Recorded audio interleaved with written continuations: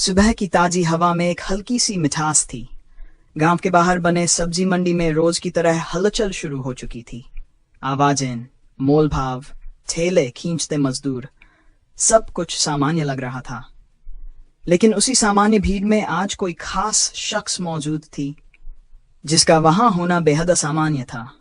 उसने साधारण कपड़े पहने हुए थे, बिना किसी सरकारी गाड़ी या सुरक्षा गार्ड के, एक आम महिला की तरह। उम्र करीब 35 साल, चेहरा शांत और आत्मविश्वास से भरा हुआ। लोग उसे देखकर बस इतना ही समझ पाए कि ये कोई बाहर की औरत है, लेकिन कोई नहीं जानता था कि वह इस जिले की डीएम आर्या राठौर है। डीएम आर्या राठौर सीधे एक ठेले के पास रुकती है, जहां एक करीब 30 साल की महिला सब्जी बेच रही थी। महिला की मांग में सिंदूर, माथे पर हल्का पसीना और आवाज में मेहनत की थकावट थी। आर्या ने मुस्कुराकर पूछा, बहन, टमाटर क्या भाव दिए हैं? महिला ने नजर उठाई और बोली, आज टमाटर 32 किलो है बहन, आपको कितना चाहिए?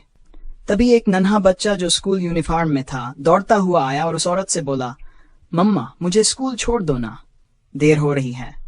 महिला ने सब्जी का तराजू किनारे रखा और प्यार से कहा, बेटा थोड़ी देर ठहर जा, पहले इस दीदी को सब्जी दे दूं, फिर चलते हैं।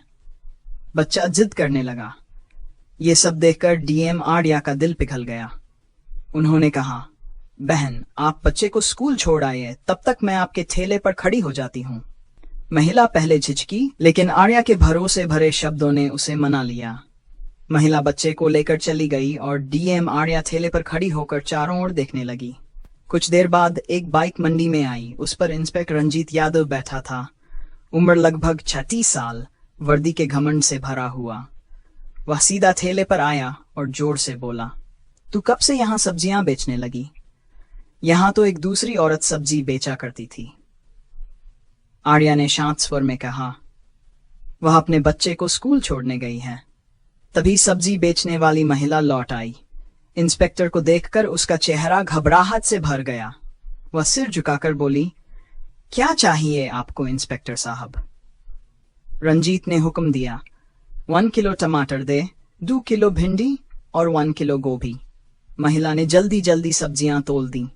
इंस्पेक्टर बिना पैसे दिए चला गया। ये देखकर आर्या ने महिला से पूछा, उसने पैसे क्यों नहीं दिए और आपने कुछ कहा क्यों नहीं? महिला की आंखों में मजबूरी झलक उठी। उसने दर्द भरे स्वर में कहा, बहन, यह इंस्पेक्टर रोज ऐसे ही फ्री में सब्जियां ले जाता है। मना करने पर धमकाता है कि ठेला उठवा दूंगा। मैं गरीब हूं, डर के मारे कुछ नहीं कह पाती। यह सुनकर आर्या का चेहरा सख्त हो गया। उन्होंने कहा, अब ऐसा नहीं होगा। कल जब वह आएगा मैं यहीं रहूंगी और उसे असली कानून की ताकत दिखाऊंगी। अगले दिन सुबह डीएम आर्या ने फिर से साधारण औरत का रूप धारण किया और ठेले पर खड़ी हो गई। थोड़ी ही देर में इंस्पेक्टर रंजीत यादव आया। उसने सब्जियां मांगी और पैसे दिए बिना जाने लगा। इस बार आर्या ने सख्त आवाज में कहा, रुकिए इंस्पेक्टर साहब, सब्जियों के पैसे दीजिए। रंजीत चिढ़कर बोला, मैं रोज फ्री में लेता हूं, अपनी बहन से पूछ लेना। आर्या ने दृढ़ स्वर में कहा, अब फ्री में नहीं मिलेगा, हमें भी घर चलाने के लिए पैसे चाहिए। गुस्से से तिलमिलाकर रंजीत ने आर्या को थप्पड़ मार दिया और बाल खींच लिए। आर्या ने दर्द सहते हुए कहा, आपने बहुत बड़ी गलती की है, इसका अंजाम भुगतना पड़ेगा। लेकिन रंजीत हंसता रहा और धमकी देकर चला गया। आर्या ठेले पर बैठी रही। फिर उन्होंने सब्जी वाली को बुलाया और कहा, अब मैं इसे कानून का मतलब समझाऊंगी। उसी शाम वह थाने पहुंची, लेकिन अपनी पहचान छिपाकर।